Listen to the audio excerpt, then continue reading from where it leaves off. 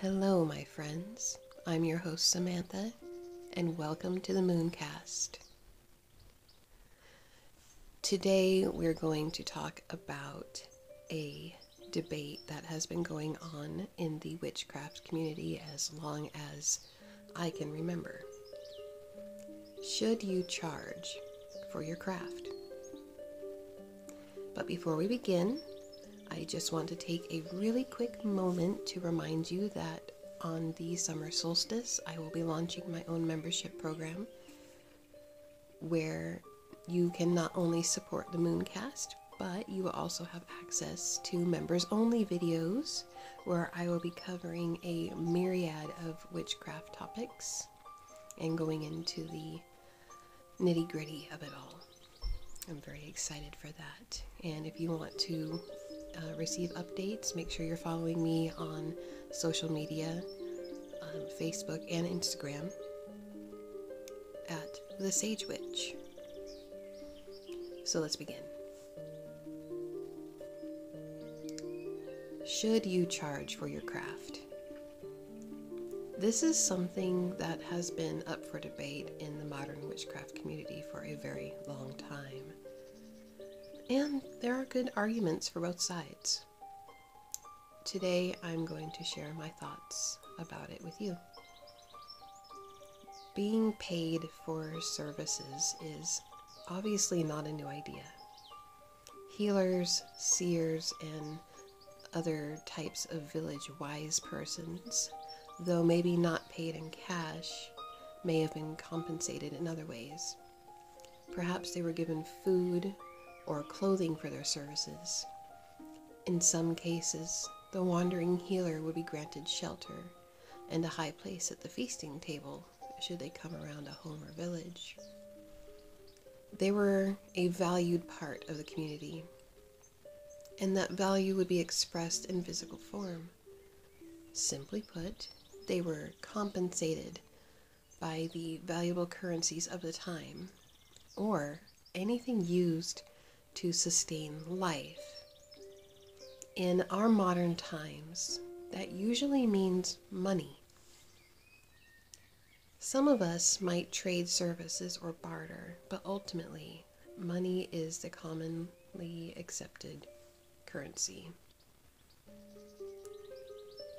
And it is easy for us to view money as a negative thing or the root of all evil. After all, many of us are limited on what we can do solely by not having enough money. However, I would venture to say that greed is the actual culprit. And we have far too many examples of people with a lot of money doing bad things. Sometimes that's how they got the money in the first place. Money itself is essentially the physical representation of energy we use to support our lives. Money, just like energy, is gathered, stored, and spent on things we place value in. But money, like spiritual energy, isn't inherently good or evil. It's what we do with it that makes it good or evil.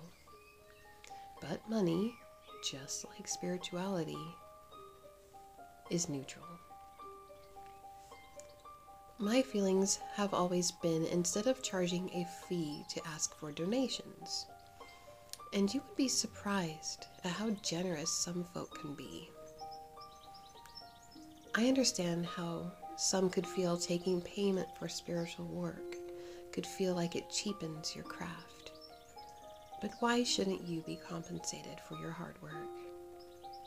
Learning things like tarot, runes, and different spells takes a lot of time and energy, which, as we've discussed in the past, are forms of currency. When you do a spell or reading for another person, you are giving them something of worth that you've worked hard for. You are essentially giving your energy to that person. And I feel there is no reason a witch should not be compensated for their energy. As I always say, nature relies on balance. You cannot take too much of an herb without killing the plant or allowing it to self-propagate. You cannot hunt in one area so much you decimate a species. And you cannot give away your energy without a way to replenish it. Lucky for us, being magical beings, we are able to replenish our energy just by being connected to the cosmos. But we're still giving away one of our most precious resources. I've talked about it in past podcasts. And if you guess time, you would be correct. Our time is a finite, valuable resource. Instead of doing a reading or spell, we could be doing other things to help us sustain our lives.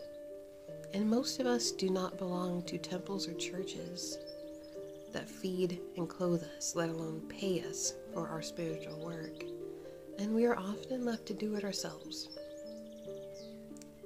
Bottom line, I see no problem with wanting to be compensated. In fact, I would almost say in our modern times, it's necessary. But in the end, it's all up to you and what you are comfortable with.